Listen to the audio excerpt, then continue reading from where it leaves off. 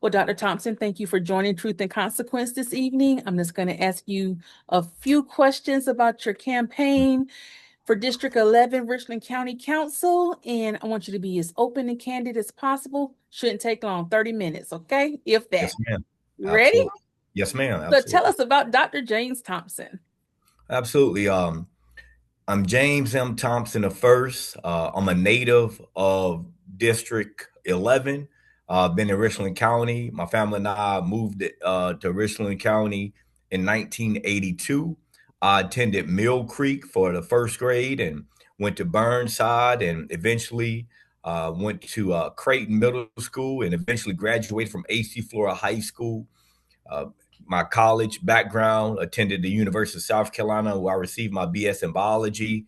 I had a chance in undergrad to do a internship at the hospital, and that's how I stumbled across my profession as an educator, as a teacher, which I found out Okay. was my calling. Um, I'm a proud son of two parents, a dad who is 84 years old, a Vietnam veteran, served his country faithfully for 21 years, and my mother, who is 80 years old. They still live in District 11 after all these years in the same house since 1982. Happily married to Dr. Dana Thompson, who is a family medicine physician. And we have three beautiful children who attend Richland One School. Been an educator for over 20 years, served in K-12 as a school teacher, oversaw a $2.6 million Gaining Early Awareness and Readiness for Undergrad program grant, along with a $600,000 endowment. The sole purpose of that grant was to send students to college or to ensure that their post-secondary success would not be a problem. Went from Gear Up, became an assistant principal here in Richland One at Hand Middle School. Did that for several years, and eventually took the leap of faith to go into higher education, where I served in various capacities as an associate professor. Also served as a director for accreditation assessment at Alabama A&M University.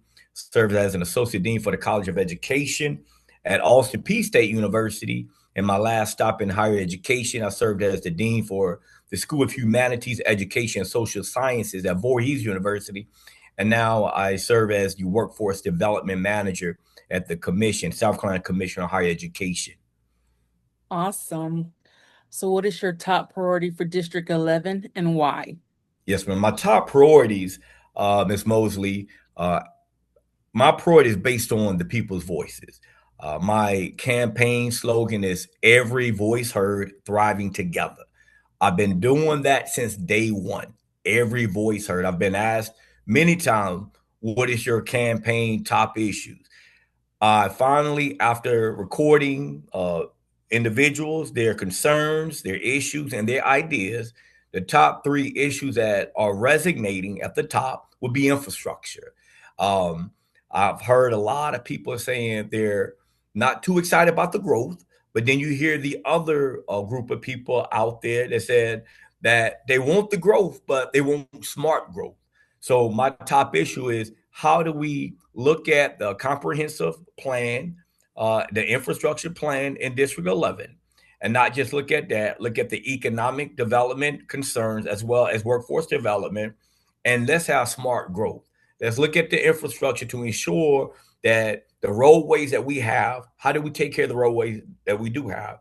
The corridors, how do we improve the corridors through District 11 to ensure that through the smart growth that we also have the transit system that would be able to take families to opportunities in order to ensure that we have equity across the board. So whatever happens in one district, it should be equitably spread out to District 11 as well. So my top issue would be the infrastructure and the roadway. The second issue is ensuring that what I want to call not just the policing, right? We want to have safer communities. We want to have safer schools. But Ms. Mosley, the truth of the matter is, when we look at who's causing the issues, when we look at the crimes in our neighborhood, I don't see the 40, 50, 60-year-old people doing a lot of crimes in our neighborhood. So let's drill down to our children and let's provide the support for our children so we can ensure we have safer schools and safer communities. That means if we're going to help our children, we got to help our parents also. Sometimes our parents just need that extra support. Sometimes our parents just need to know how to be good parents. They're trying, but what are we doing as a community to wrap our arms around those parents to ensure we have safer schools? So that's a twofold for my second issue, Ms. Mosley. So it's not just having safer schools and safer communities, but I'm looking at the Alvin S. Glenn Detention Center. I'm looking at the recidivism rate. If we could house approximately 1,100 people at one time at Alvin S. Glenn, what happens when that 14, 15,000 people go through there each year?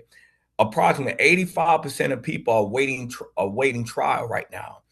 If that's about 85%, what are we doing to help ensure that once they go through the system that they won't come back? What are we doing about the recidivism rate? Are we helping to connect them to second chance programs? Are we helping to connect them to workforce development? Are we helping them to connect them to economic development? So that's point number two. So looking at safer schools, safer streets, but also let's look at Alvin S. Glenn. What are we doing about the recidivism rate? It is a revolving door. Are we humanizing the young people who are there? It's too many times we turn on the media hearing about someone who has lost their life at Alvin S. Clinton. Well, that person who has lost their life belongs to somebody. We must humanize what we do. If it means we have to have more adequate training, ongoing training for the individuals who work there, we need to do that. But it starts at the top also, ensuring that they have an administrator who is qualified to run Alvin S. Glenn. So it starts at the top because everything goes from the top and the buck stops at the top. So we have to make sure that they hire an administrator at Alvin S. Glenn, which is priority number two. And I would say third priority is bringing in my K-12 and higher education experience with what I do now with workforce development. Let's look at the other parts of Richland County that has the big industries. But let's not forget District 11. District 11 is full of land, rich land. It's full of it. And so, what can we do to ensure that those companies and the industries that are in District 11, how do we ensure that we have that talent pipeline? When students are going through Lower Richland High School, are we equipping them and preparing them to go into industry? What are we doing to ensure that when they go to our tech schools or they go into the four-year colleges, are we making it attractive enough that they will bring their tools, they bring their knowledge back to District 11? We have to do more in District 11 to advertise, to make it, to brag about District 11, to make people excited that go get your education, go get your knowledge, go get the world experience, but let's bring it back to District 11 because we all got to get fired up to push District 11 over the top. Awesome. So I want to circle back. You mentioned economic development. Yes, So how ma'am. will you balance economic development with community needs? Absolutely. Let's go back to the slogan: every voice heard, thriving together. Ms. Mosley, we are unable to thrive together when I'm speaking to somebody and they asking me that I just need a few dollars to make it to my next paycheck. I just need a few dollars to ensure that I have enough gas to drive to work. So when I look at that, it's not being judgmental, but what can we do? Where are our people, regardless where they at on the academic arena, regardless on the academic spectrum? They might have a GED, they might have a high school diploma. What can we do to show them that if you want to get to a certain level in economic development, let's tie in some type of trade. Let's tie into some type of certificate. The workforce Pell is huge right now. The workforce Pell grant is huge through the federal government. And what I've learned when I go and sit at these tables, Ms. Mosley, sometimes we're not at the table and they're making those decisions and we are an afterthought. So instead of being an afterthought, I'm blessed enough that I'm sitting at that table and I could bring that same knowledge from the state level. I sit on regional boards, I sit on national. And what I can do, I could bring that knowledge. Right now, I'm sitting in Horry County. I'm at the South Carolina Economics Development Institute. I'm a fellow in the Economics Development Institute, and it's comprised of, oh yeah, God is good. It's comprised of leaders across the state. There's a gentleman running for a state position now who's in it. There's a Kershaw County representative who's in it. So we know how important economic development is, but it starts with the people. We got to meet people where they are, not assuming that I have this master plan, but let's talk about what is it that you specifically need as citizens in District 11. And we cannot just be wishful thinkers. We got to have a plan. So if you are at square one and you're trying to get to square three, how do we get there? We got to devise a plan. And it's not a one size fits all, Miss Mosley. We must be able to sit down with people. All too often within the last 6 weeks, and I'm circling back to your question with economic development, all too often, Miss Mosley, I hear people saying, I will call my elected official without calling anybody's name, and they will not return my call. Even if I am elected and I don't have the answer that they're looking for, I'm still going to return that phone call or that email and say, I don't have the answer that you're looking for, but you might have to explore this as an option. We have to, going back to economic development, you got to meet people where they are and not assume that we have the master plan. But no, you need economic development. Economic development is girded by workforce development. When people are employed and people are able to pay their taxes, it helps boost our economy for everybody, not just some people. When it boosts the economy, it also helps our schools. When we have better schools, better students, it boosts our property value. That's economic development. We want Low Richland not to struggle. We want Low Richland to be the #1 school in the district. We want to make sure the new leader they select is going to be a leader that's anchored in our community, not just a school leader who's using this as a stepping stone. And I want to tell you this too, Ms. Mo, it's not a stepping stone for me. I don't know about my opponents, what they want to do. It's not a stepping stone.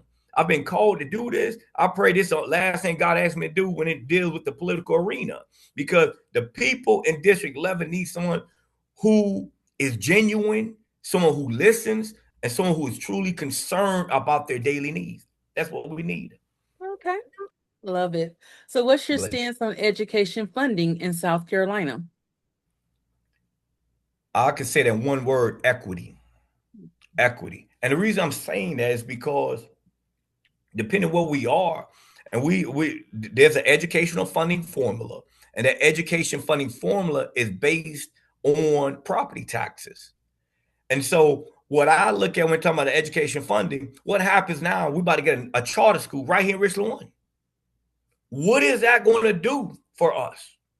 What is that going to do knowing that Richland County School District 2 is about to lose $25 million in their budget for this upcoming fiscal year?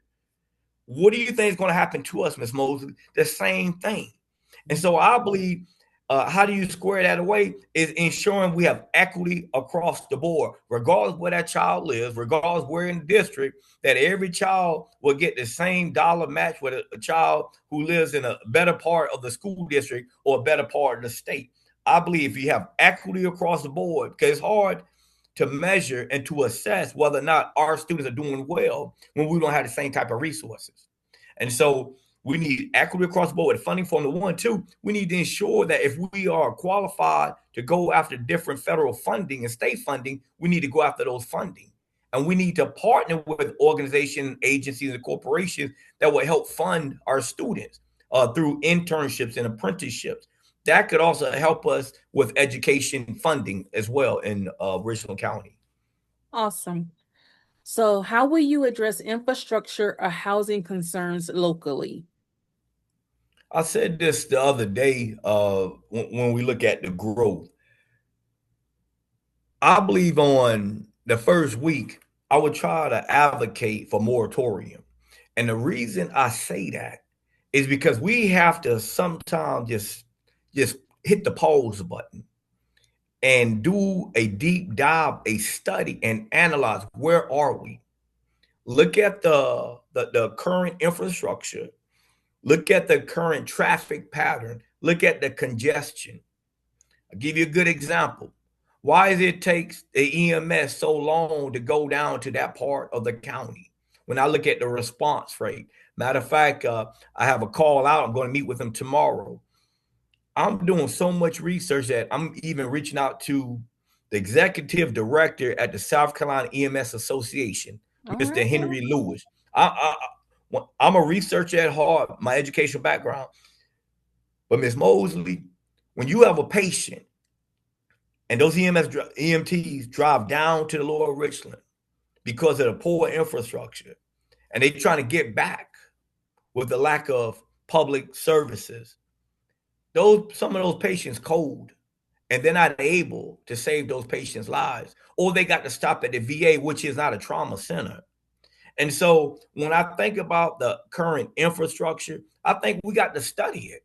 We have to understand the number of people that's in that area. Let's look at the houses that we have square foot wise. Compare that to the businesses square foot wise. Are we able to sustain the number of people that are currently in District 11? Do we have enough businesses around District 11 to sustain their daily living? Why is it that folk have to drive all the way back to town just to go to Walmart or go to Walgreens or CVS? Why aren't we pushing for more businesses down that road? But before we can even get those more businesses down the road, we got to look at those infrastructure. We got to look where we could have growth, but I call it smart growth.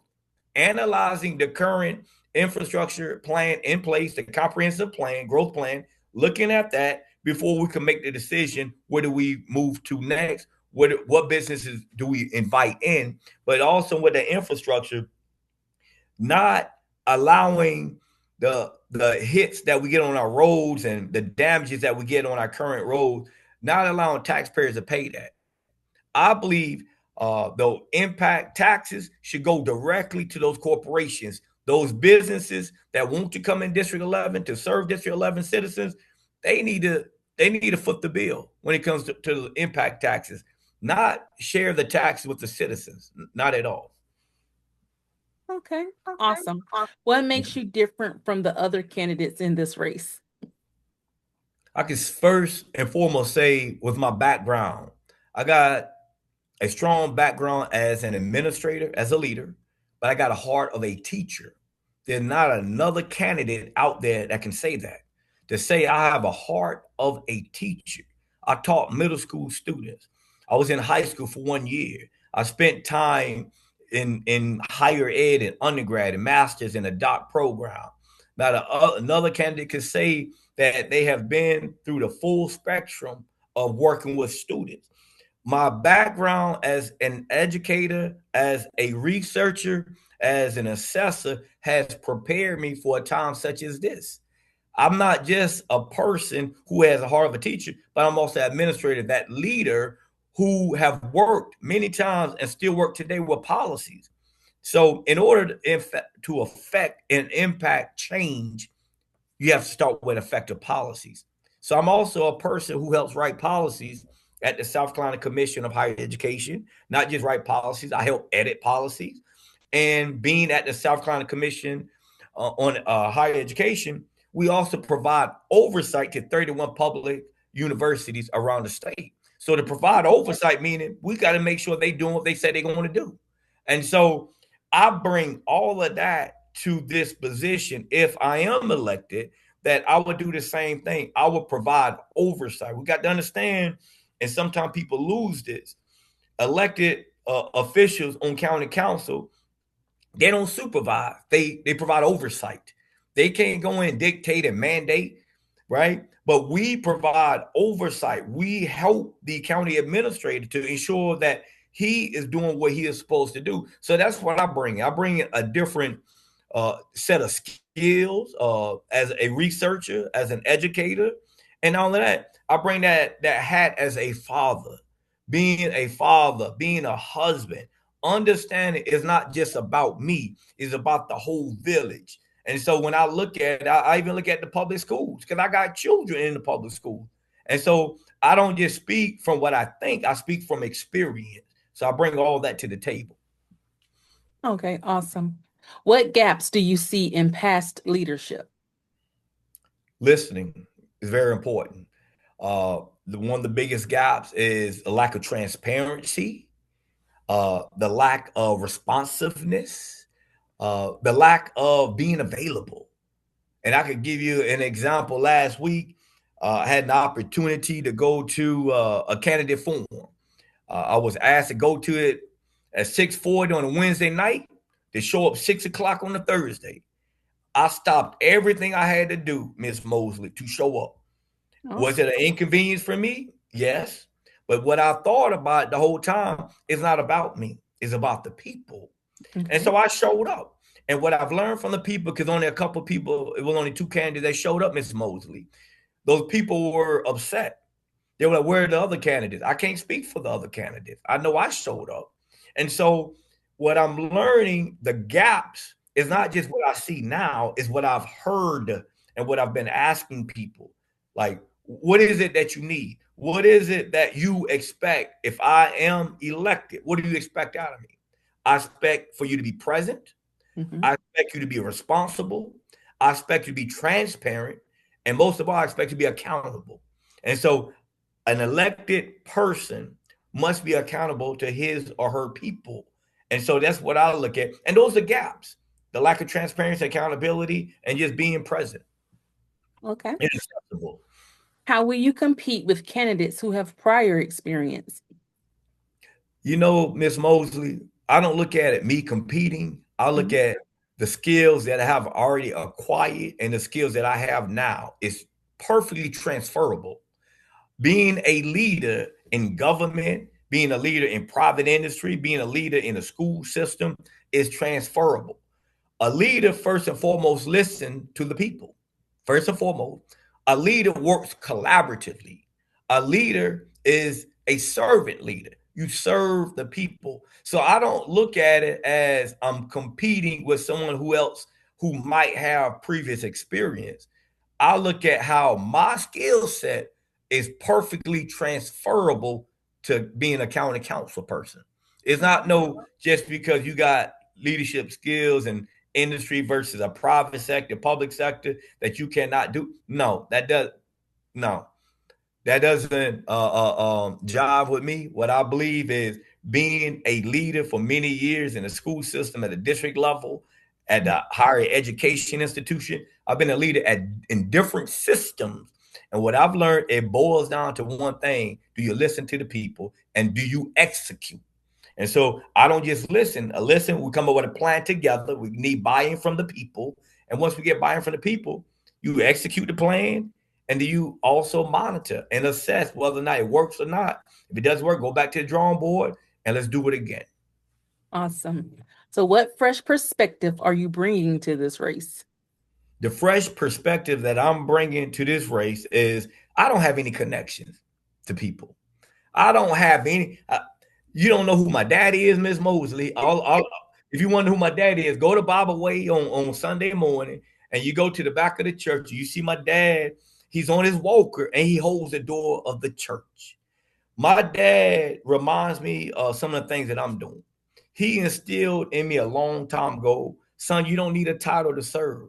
When I see my dad on his walker holding that door of the church, and they call him super deacon, it reminds me to remain grounded. It reminds me that I don't need a title. It reminds me that I've been serving all along, just like my dad's doing. 84 years old, holding the door of the church. That's the perspective I bring. I bring the perspective that I don't need a title to serve. I've been serving all along.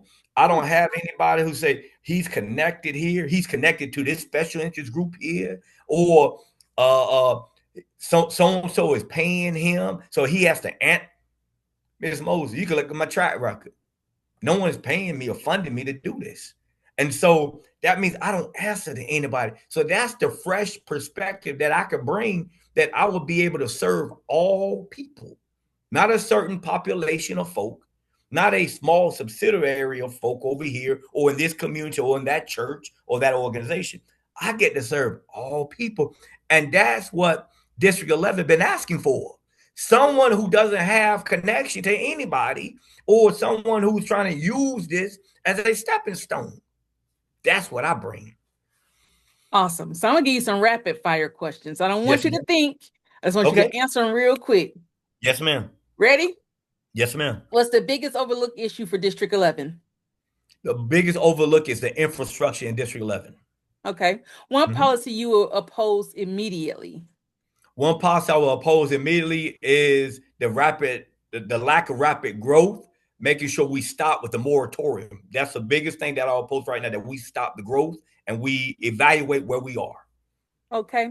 And in one sentence, I need you to define leadership. In one sentence, leadership is serving the people that you have been responsible to lead. Awesome. So this is my closing question for you, Dr. Thompson. Yes, ma'am. Thinking about your campaign, thinking about what you've seen in District 11 and what's going on, what you've heard, why should voters choose you to represent them? I believe voters should choose me because my comprehensive background as a servant leader, as a person who will listen, as a person who is responsible, a person who is highly accessible to the people, not one who won't return phone calls. Mhm. Matter of fact, I've been working with families now, Miss Mosley. They're acting like I'm their county council person. They're having issues right now with the infrastructure. I had a parent, excuse me, I had a couple that's dealing with some health issues right now and with sewage spill that heard me speak last week, heard me when I said I helped this lady who got mold and mildew, helped to write a letter to their landlord, and the landlord responded within 14 days. And so they thought I Awesome. could help them. So my thing is, I'm a type of person who will serve the people. I will advocate. The biggest word I want you to remember me by is advocacy. I believe in advocacy. I believe being people's mouthpiece. I believe helping to share people's burdens. That's what a true leader does. A true leader will help carry the weight and the burden and will take a bullet for the crowd. That's a leader. I'm going to be the one out there. I'm the one going to help move District 11 to the next level because I get to serve all people. I don't have a certain group that I'm appealing to. Well, Dr. Thompson, I thank you for your time. Those are all of our questions. I want Bless to you. remind you about a seat at the table, candidates and community, coming up May 11th from Yes, ma'am. 5:30 to 8. Thank you so kindly. I appreciate you, Miss Mosley. Appreciate you too, Dr. Thompson. You have a Thank you. good night now. Yes, ma'am. You too. Bye now. Bye now.